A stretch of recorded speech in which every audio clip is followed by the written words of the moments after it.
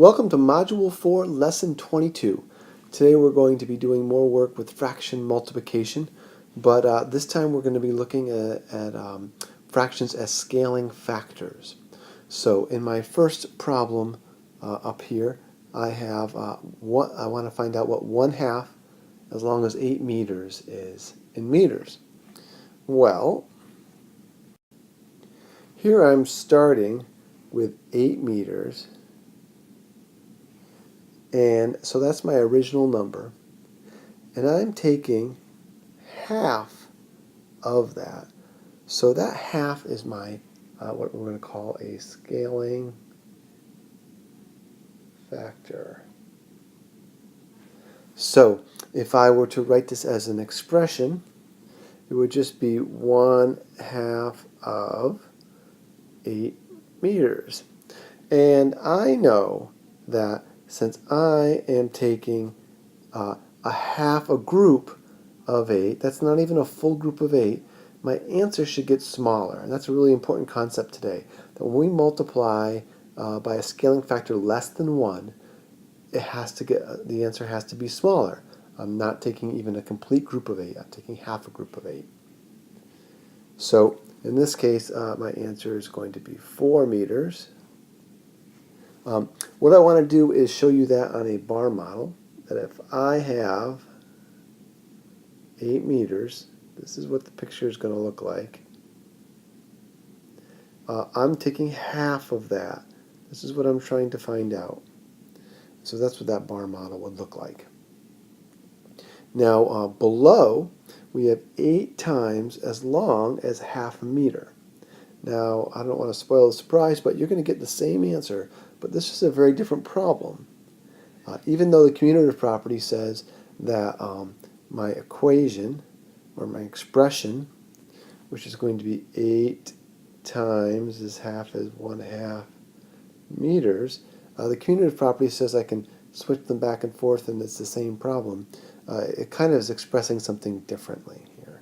In this case, I'm starting with a half a meter, and my scaling factor is 8. I'm making it 8 times bigger.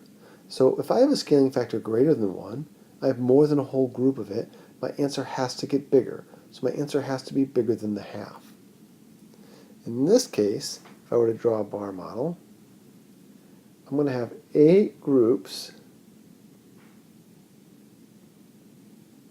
of 1/2 meter. And I'm trying to find out what that answer is up here. So that's what that bar model would look like. So again, my answer, once again, is going to be 4 meters.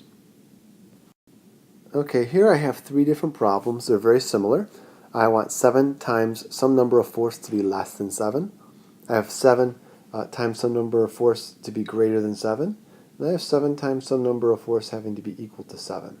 Now what we learned before was that my scaling factor has to be less than a whole if I want my number being scaled to go down. So in this case here, I want my answer to be less than what I started with, so I need a scaling factor less than 1. It can be any fraction in the world as long as it's less than 1. I could pick 1/4, 2/4, 3/4. I could not pick 4/4 because that's equal to 1. So in this case, I could pick, we'll just pick 3/4, and that will give me an answer less than 1. And my next example down here, I want my answer to be greater than what I started with. I want 7 times something to be greater than what I started with, which was 7.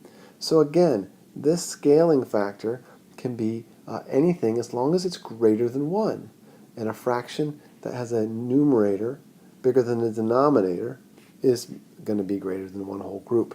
So I could pick anything, 5, 6, 7, 8, 9, 10, all the way on up. In this case, I'm going to just keep it simple, and I have 5/4 there. So if I have, in this case, more than a whole group of 7, 5/4 of a group, or one whole group plus 1/4 more of 7, my answer's got to get bigger. Well, the only thing left here is I have 7 times some number of fourths, and it has to stay the same. My scaling factor must be equal to 1 if my answer stays the same. A number times 1 is itself. So in this case, there's only one choice for an answer, and that's going to be 4/4 make a whole. So 7 times 4/4 is equal to what I started with, which was 7. And that's the gist of today's lesson. Thank you.